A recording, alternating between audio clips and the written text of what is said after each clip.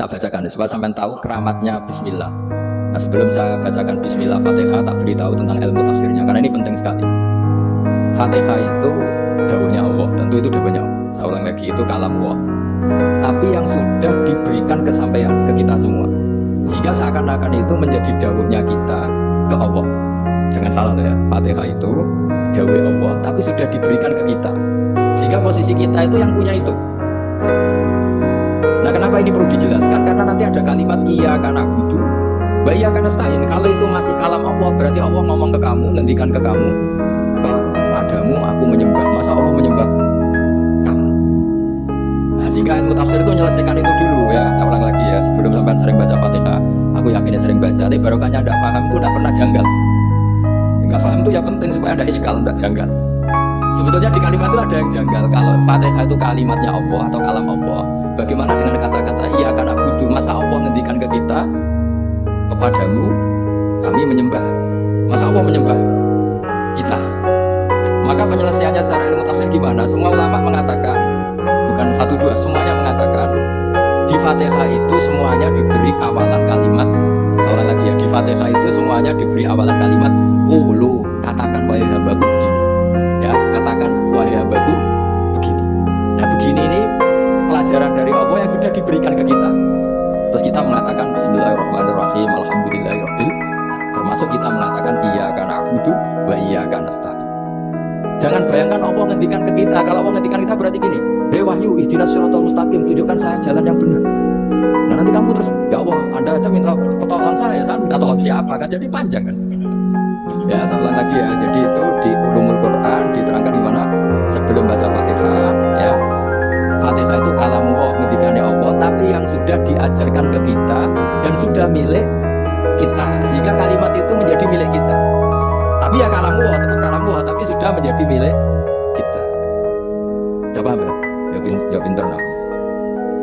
Ya, karena kalau tanpa penjelasan seperti ini Anda akan iskal. Bagaimana Allah iskal itu janggal? Bagaimana Allah mengatakan iya karena butuh? Nah, jadi aneh ya.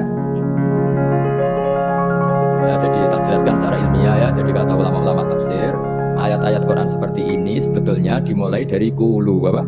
Meskipun nggak dilafatkan.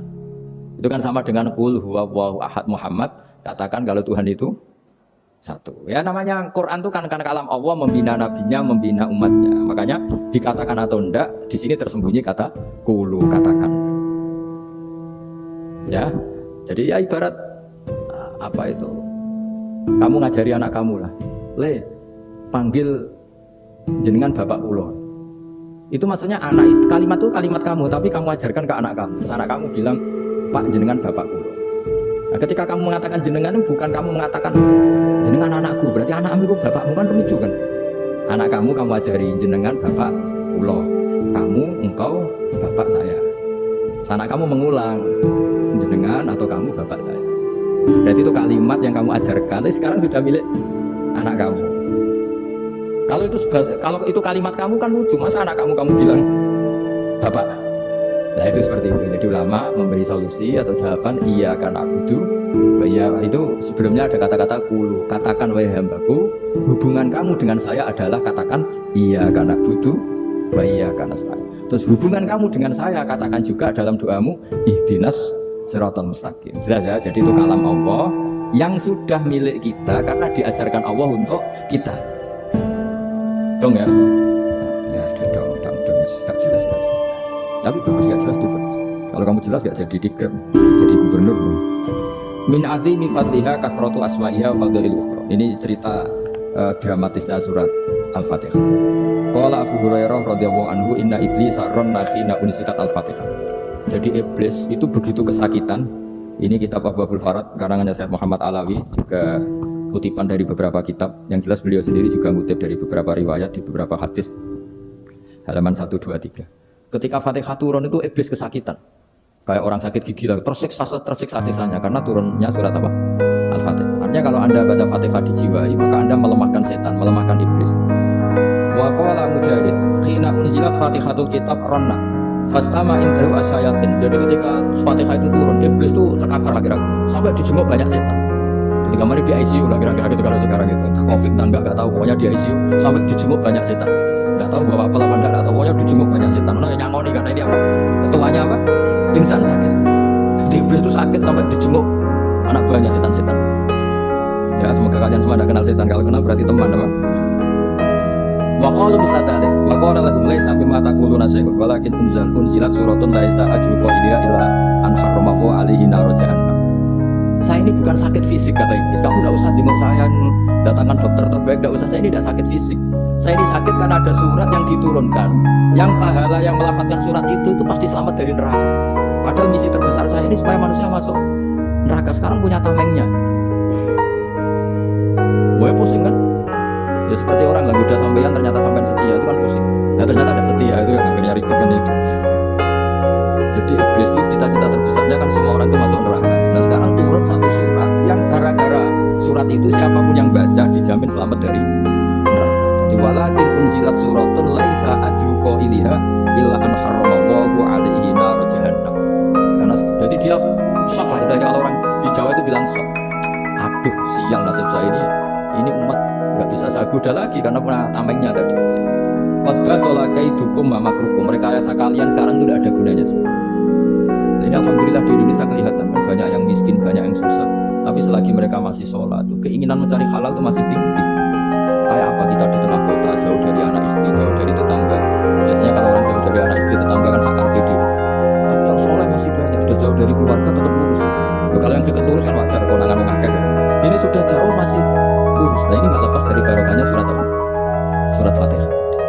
Jadi karena ada surat yang menjamin pelafalnya atau qailiyah terbebas dari api neraka. Wa qalat asayatinu lahu is ayusya'in ta'muruna ya maulana. Faqala lahum idhabu wajtahidu hatta tughfilu qulubahum hatta la yaqulu hadhihi surah. Lalu kita gimana? Jadi para setan gitu. Lalu kita gimana? Terus kata iblis, sudah bikin mereka lupa sehingga tidak baca lagi. Selagi masih baca kita pasti keok. Jadi kalau sampean sudah jarang baca Fatihah itu berarti sudah bagian dari kemenangan apa? Iblis. Jadi kalau sampean sudah jarang baca Fatihah itu berarti bagian dari kekalahan Anda, kemenangan Iblis. Masih sering baca? Berapa kali? Dan siapa lagi?